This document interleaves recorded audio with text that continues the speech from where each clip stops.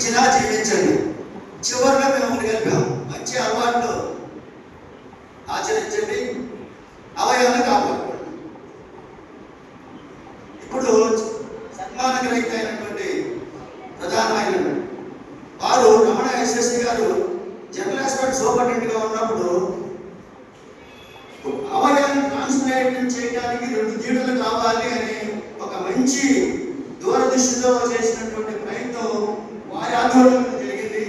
ఈ సందర్భంగా ఎందుకంటే అంతకుముందు దీంట్లో ఎక్కడ పెడతాం, అట్లా కాదు, ఇక్కడ దీంట్లో ఎవరైనా పక్కన పెట్టారు 2 గీటలు అనమాట. అలాంటి మంచి సౌకర్యాలు కల్పించారు.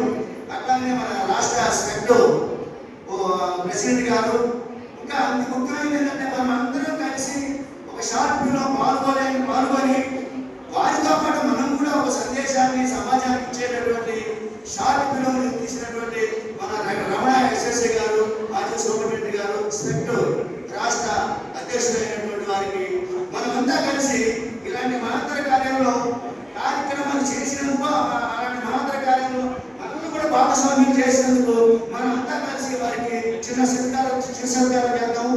ఇక్కడ ఉన్నటువంటి పెద్దలందరూ స్టేజ్ మీదకి వచ్చేయాలని మనం చేసుకుంటాం, మనమంతా కలిసి చేద్దాం. రండి.